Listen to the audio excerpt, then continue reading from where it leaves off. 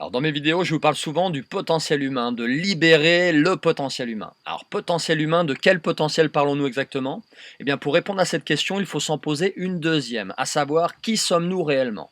Alors ça pourrait être le sujet d'une épreuve de philo, mais c'est surtout une question importante à se poser, puisque qui vous pensez être conditionne le potentiel que vous pensez avoir, donc vos actions, et par extension vos résultats. Et dans le milieu professionnel dans lequel je gravite depuis 18 ans, eh bien il n'est pas rare d'assimiler le corps humain, voire l'être humain, à une machine. Alors vous pouvez lire certains slogans comme "Fais de ton corps une machine" ou entendre certains coachs dire qu'ils sont eux-mêmes des machines.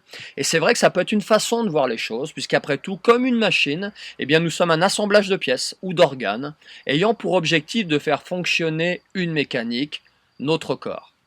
D'ailleurs, notre médecine actuelle renforce cette croyance, puisque notre corps, comme une machine, eh bien, est réparable. Nos pièces ou organes ou membres sont réparables, voire même parfois changeables. Vous avez un problème cardiaque, pas de souci. Pas de souci, nous pouvons vous faire un pontage, voire même changer votre cœur par celui de quelqu'un d'autre. Vous avez un problème de vésicule, pas de problème, nous pouvons vous l'enlever. De thyroïde, eh bien, nous pouvons la retirer et remplacer son fonctionnement par des molécules chimiques ou médicaments que vous prendrez à vie. Donc comme une machine, nous avons donc une durée de fonctionnement limitée, nos pièces semblent condamnées à l'usure et nous ne sommes malheureusement pas sous garantie. Notre rythme de vie fait aussi parfois penser à la régularité d'une machine bien réglée.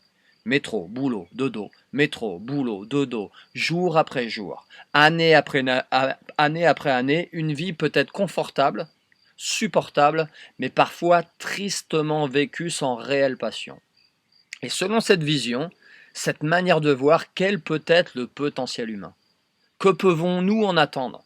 Que pouvons-nous en espérer de ce potentiel? Une durée de vie limitée dans le temps, conditionnée par la qualité de nos pièces, leur montage et leur entretien? Une dégénérescence inévitable pour finir à la casse? Quel sens pouvons-nous donner à notre vie, à cette vie? Et si nous étions plus que ça? Et si nous étions beaucoup plus qu'un simple assemblage de pièces avec une durée de vie limitée?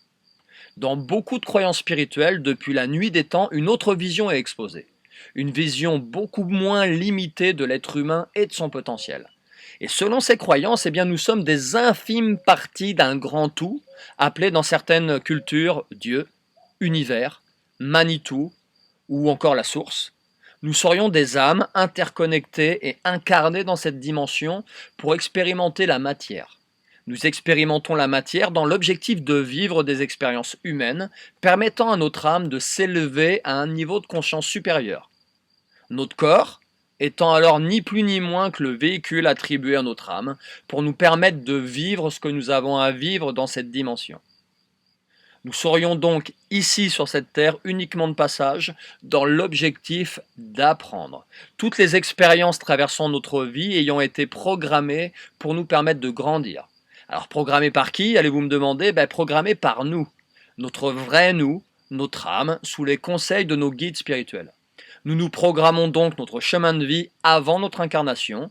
Nous choisissons son lieu, son époque. Nous choisissons nos parents, nos rencontres. Nous choisissons nos joies, nos peines, nos bonheurs, nos souffrances. Et si cela peut vous réconforter ou vous rassurer, nous ne nous programmons rien que nous ne puissions surmonter. Et malheureusement ou heureusement, une fois incarnés, nous oublions notre mission de vie. Et nos guides ou anges gardiens sont alors là pour nous aider à rester sur le bon chemin en nous envoyant des messages ou synchronicités. Ça peut être les paroles d'une chanson entendue à la radio, par exemple. Ça peut être nos rêves. Ça peut être les chiffres, comme les heures doubles, 11h11, 22h22. Bref, des signes, nous en recevons pour nous encourager, nous en recevons pour nous rassurer, pour nous épauler et aussi parfois pour nous mettre en garde. Alors, quand est-ce que nous recevons ce genre de signes? Eh bien, lorsque nous avons, par exemple, des choix à faire pouvant impacter le reste de notre expérience dans la matière. Lorsque nous sommes perdus sur notre chemin, lorsque nous avons besoin de réconfort, nous devons juste réapprendre à les entendre, ces signes, et surtout à les écouter. Donc cette vision de l'humain et du potentiel humain, eh bien, c'est celle que j'ai décidé de choisir en toute conscience, et c'est celle qui me guide dans ma vie personnelle et professionnelle, dans les événements qui m'arrivent, dans les personnes que je rencontre ou que je suis amené à coacher. Et pour moi, le hasard n'existe pas. Si nos chemins se croisent, c'est que nous avons mutuellement à nous apporter. Donc si nos chemins se sont déjà croisés, eh bien merci, parce que tout ce que vous m'avez fait vivre m'a certainement aidé à grandir. Et oui, même toi, ouais, qui m'a certainement pris un peu beaucoup la tête, eh bien sache que toi aussi, grâce à ton comportement, eh bien tu m'as permis de grandir et d'évoluer. Et cette vidéo n'a pas pour objectif de vous convaincre de partager la même vision du potentiel humain que moi, mais juste de vous apporter une autre perspective sur qui vous êtes et sur ce qui vous arrive aussi dans la vie.